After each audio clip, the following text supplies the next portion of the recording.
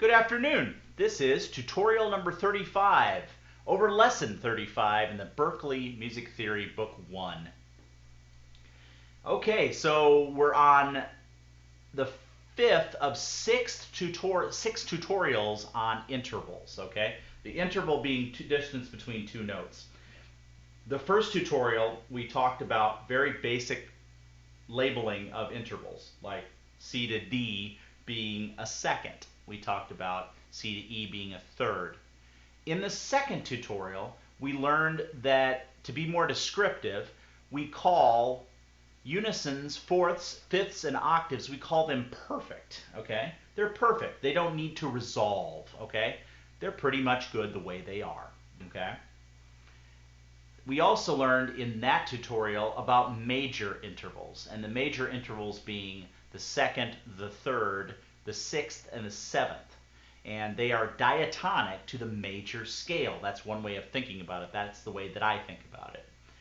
In the next one, the third tutorial, we talked about minor intervals. So we're taking still the seconds, thirds, sixths, and sevenths, and we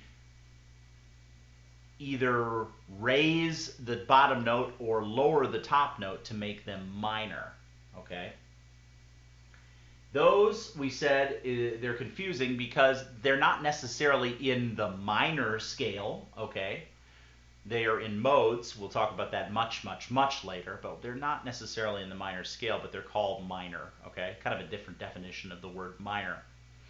The last tutorial, we talked about diminished intervals. And that we remember I had group 1, 2, 3. This was group 4. Group 4 are your diminished intervals, where we were taking a perfect interval, has to be a perfect interval, and we are going to make it smaller, okay?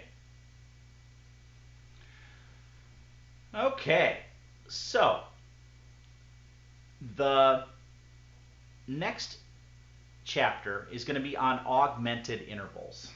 So you're going to take one of your intervals, like, for instance, a perfect fifth, okay?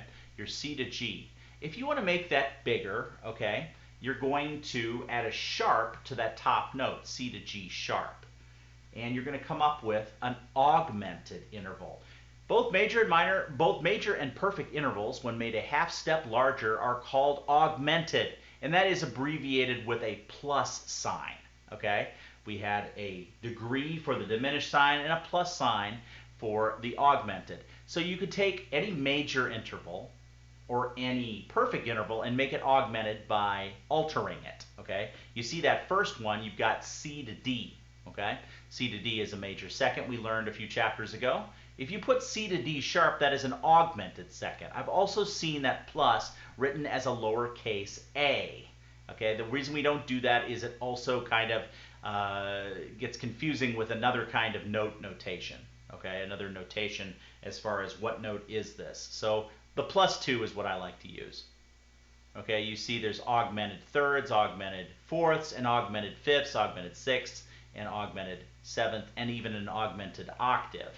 Okay, so you always start with either a major or a perfect interval. You're not going to do this to minor intervals, okay? I believe at the bottom of this page, let's see if I can show you, I've written a little schematic there which will tell you exactly what to do. If you take a major interval and raise it, you're going to get an augmented. Sorry about that terrible handwriting. If you lower a minor interval, you're going to get diminished, okay?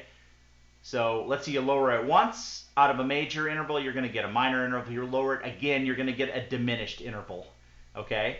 Now on the minor side of things, if you start with a minor interval, you're going to raise it and get a major interval. If you raise it again, you're going to get a augmented interval. If you lower a minor interval, you're going to get diminished, okay? Now, put my stand down here for a second.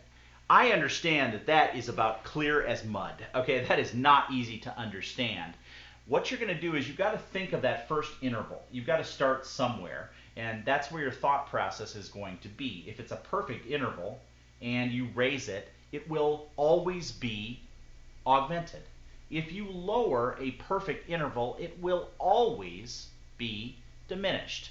Perfect has they're just easier to understand. Okay, so start with those. If you have a P8, you raise it, that's going to be an A8, or a plus 8. If you lower it, it's going to be a degree 8, a diminished 8. Perfect follow very simple rules. The tricky part is when you get into major and minor intervals, okay? Because yes, they can be augmented and diminished as well, okay? This is why we kind of end this book with this. It's kind of a tricky concept, okay? So we will have many sort of worksheets and stuff to get this.